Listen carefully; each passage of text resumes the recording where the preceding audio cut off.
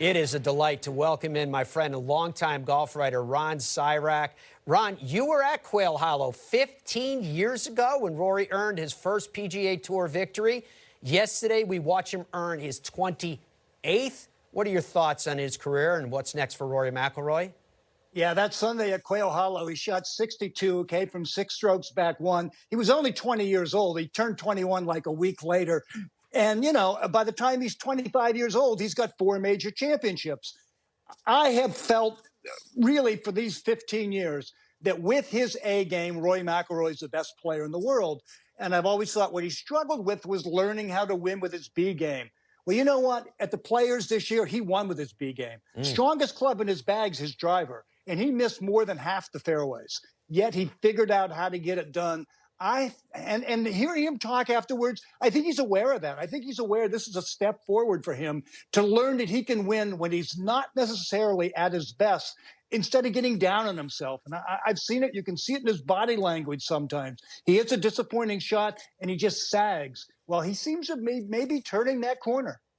Very interesting observation there, Ron, too. And it's that perspective of turning what could be a 72, 73, or 74 into a 67. Now, you heard me just mention championship season is officially underway. I'm curious which players on the men's side that you have your eye on as we near the first major of the year at the Masters.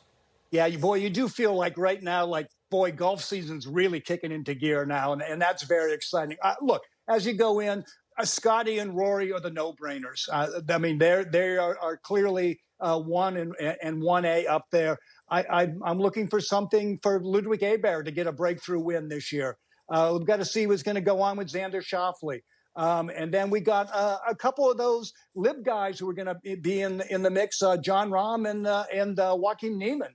Colin Morikawa, I can't figure out exactly what's going on with him. He seems to be a little confused and struggling with something out there. But, man, there's a ton of great names out there.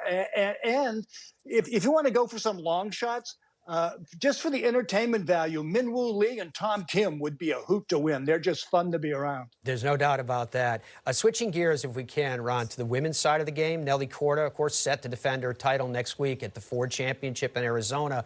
This was her 3rd of 7 last season, but it wasn't the first season she made a splash. What can we expect from Nelly, do you think, as she kickstarts her 2025 run? More major victories in her future, perhaps? Yeah, this is her second chance to build on success. In 2021, she won 4 tournaments, including the KPMG Women's PGA. She got the Olympic gold medal. And then for the next 2 seasons, she won a total of 1 tournament, and that was because of injury, because of illness. Clearly, the skill's still there. I think the desire's still there. I think it's going to just become a question of whether her health holds up and she can give us a full season out there. I expect her to add more majors. I expect her to have another multiple win season. It's just all how her body hangs in there. Ron, it kind of seems like if there was a sub-theme this season, it is old and new. You alluded to it yourself. And a lot of success from up-and-comers in the game early. On the women's side of the game, who are some of those perhaps new faces that are standing out to you? Well, the first 5 tournaments this year have been won by all players under the age of 30. Which is pretty remarkable. And if you look at it, Angel Yin and Yelimi No are 2 people who can build on their success. I think we got the early favorite for Rookie of the Year, Ryo Takeda of Japan. She's 21 years old. She's already won. She won 8 times on the JLPGA last year. She's now got 2 LPGA wins. She was 9th in the U.S. Women's Open last year. I think she's somebody. And somebody who I think could be a dark horse, and not really much of a dark horse, to contend with Nelly for Player of the Year honors is Gino Titicul. Oh, yeah. Very good picks indeed. I did want to ask you about something else, too, kind of call it the business side of the game, if you would allow. The LPGA, they're still in search for their next commissioner. Do you have any updates, any insight that you can give us on how that's progressing?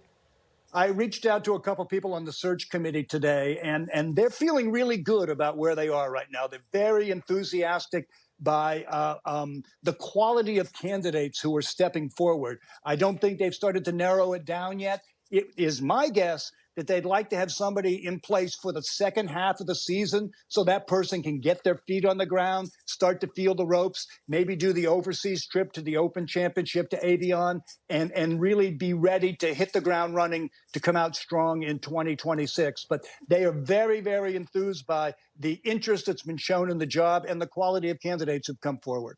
Ron, certainly the last few months have been great for the game of golf on the competitive side. It's been kind of tough for the golf community at large, particularly in our business, as we shared a loss of some dear friends and colleagues like Steve DeMeglio, Jeff Babineau. Last week, of course, the sad news about John Feinstein. What are your thoughts, and how do you remember John? Yeah, I mean, first off, those three names you mentioned are all people that I've worked with for about 30 years out there, and it was very, very hard to see that. Feinstein is, look, A Good Walk Spoiled is the biggest selling non-instruction golf book ever. It did so much to help popularize the game at a time, it led right in. Remember, that book came out 94, 95 in there right before the Tiger impact was coming. So it really whetted the appetite for a new generation of golf fans to follow the game. And John really set the stage for that. He was a fixture at all the major championships. And I'll tell you one story really quick. In 1997, when they were launching the first tee, I was one of 4 reporters invited to go from New York to Detroit to Houston for press conferences for the first tee. And on that plane were Tim Fincham, Judy Bell, Earl Woods, and President George Herbert Walker Bush, Bush 41. And Bush was reading Civil Wars, Feinstein's book on the Army-Navy football rivalry. Wow. And at one point on the flight from New York to Detroit, Bush falls asleep, and the book is on his chest. And I was begging Sam Greenwood, the photographer there, to take that picture because I just had to say to Feinstein, the president made 17 pages into your book before he nodded off. Those are great memories, Ron. Thank you very much for sharing that with us. And we're sorry with the loss of your friend, as it was a great loss for all of the game. Thank you for your time. It was good to see you again. Talk to you down the road, my friend. Thank you.